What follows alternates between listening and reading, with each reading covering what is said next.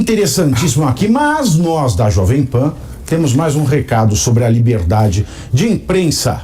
Acompanhe. A Jovem Pan ousou desafiar o senso comum e se colocar ao lado dos interesses dos brasileiros e por isso é atacada. A Jovem Pan ousou tornar evidentes seus princípios conservadores e por isso é atacada. A Jovem Pan ousou questionar, criticar e mostrar que não há apenas uma única visão de mundo e por isso é atacada. A Jovem Pan ousou se transformar na voz de milhões de brasileiros e por isso é atacada. A democracia é o que nos separa daqueles que optam pela supressão dos direitos dos cidadãos, pelo fim da liberdade de imprensa e pela destruição das instituições que devem nortear e balancear as regras do jogo no Estado democrático de direito. Há 80 anos, a Jovem Pan, assim como outros veículos de imprensa, representa uma das instituições que sustentam a democracia. A liberdade de imprensa está resguardada pela Constituição, a mesma carta que, aliás, garante ao cidadão o direito de questionar, de criticar, de pensar e de manifestar livremente suas ideias. Justamente por exercer esse papel e por dar voz às ideias de parcela significativa da população, é que a Jovem Pan tem sido sistematicamente perseguida. Uma empresa cuja idoneidade é inquestionável, uma emissora cujos serviços prestados à sociedade brasileira preenchem páginas e mais páginas da história do Brasil, está sob ataque por ousar ser aquilo que se espera: livre, independente, diversa e crítica. Este não é um editorial apenas em defesa da Jovem Pan. É um chamado para que você, assim como a Jovem Pan, não seja impedido de exercer os seus direitos. Não é sobre a censura velada, não é sobre o uso do aparelho do Estado contra uma empresa de comunicação, não é sobre a construção de narrativas que se repetem no submundo da internet e em grupos de mensagens operados por supostos defensores da democracia. É sobre a sua liberdade. É sobre o seu direito de questionar e de ter um veículo de imprensa que represente o que você pensa e que respeite a pluralidade de ideias e o contraditório. É sobre viver em um país que não usa a democracia como instrumento para a supressão dos direitos dos cidadãos. Não é aceitável que a sociedade brasileira dê respaldo para que grupos criminosos que atuam nas sombras escondidos atrás de avatares em redes sociais façam terrorismo com empresas para promover o estrangulamento financeiro de um grupo de mídia. Menos aceitável ainda é que representantes do Estado façam coro a esse movimento, usando narrativas falaciosas e tendenciosas para legitimar o assassinato de reputação de uma empresa que sempre arcou com todas as suas responsabilidades. A Jovem Pan nunca se desviou de seu compromisso com o Brasil e com os brasileiros, e não o fará agora. Você não deve se desviar de seu compromisso com a sua cidadania. Não importa se de esquerda, direita, centro ou apolítico. Defender o fechamento de um veículo de imprensa é um atentado contra a democracia. E durante o voto do ministro Raul Araújo Filho, aliás, dentro deste tema, ele recorreu a uma decisão já proferida pelo Supremo Tribunal Federal, que trata sobre a liberdade de expressão. O ministro Raul abriu aspas para um precedente do ministro Alexandre de Moraes, que também é presidente do Tribunal Superior Eleitoral. Vamos acompanhar.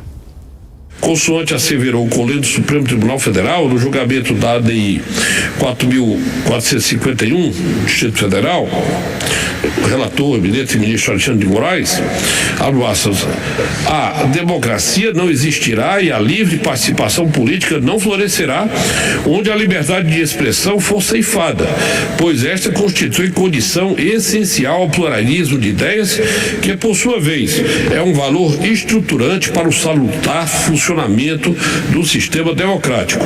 A livre discussão, a ampla participação política e o princípio democrático estão interligados com a liberdade de expressão, tendo por objeto então, não somente a proteção de pensamentos e ideias, mas também opiniões, crenças, realização de juízo de valor e críticas a agentes públicos, no sentido de garantir a real participação dos cidadãos na vida coletiva.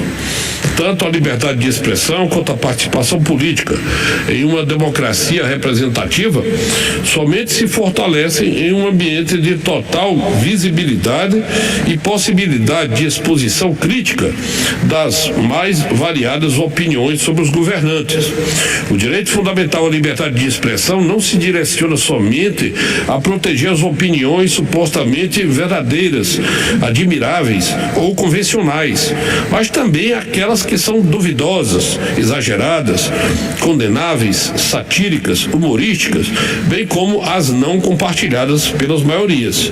Ressalte-se que mesmo as declarações errôneas estão sob a guarda dessa garantia constitucional. Fecho aspas. Nós exibimos esse trecho do voto para lembrar que tentam calar o Grupo Jovem Pan, mas nós não vamos nos calar.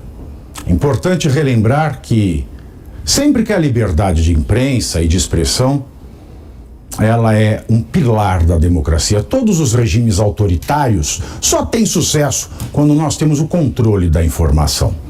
E vale lembrar que esta ação que é movida, que tenta baixar as portas dessa empresa, senhores, ela versa sobre comentários, sobre opiniões, não sobre notícias. O Cláudio Dantas ontem no Pingos nos Is, eu não sei se vocês acompanharam, mas ele trouxe uma reflexão bastante oportuna. Uma coisa é a informação, a notícia.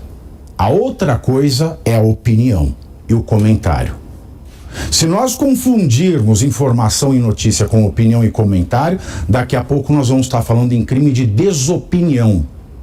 E crime de desopinião é a obrigação de pensar igual ao pensamento oficial. E isso a gente só vê em estados autoritários, em estados totalitários. Não existe democracia onde haja desopinião. Não existe. Aliás, o autor, pela segunda vez eu vou mencionar aqui, o autor daquele belíssimo livro Fahrenheit 451, o Ray Bradbury. Para quem não leu, leia. Ele fala, é um romance distópico, literário, e nem tão distópico assim mais, né? Nós estamos vivendo a distopia. Isso é que é mais desesperador.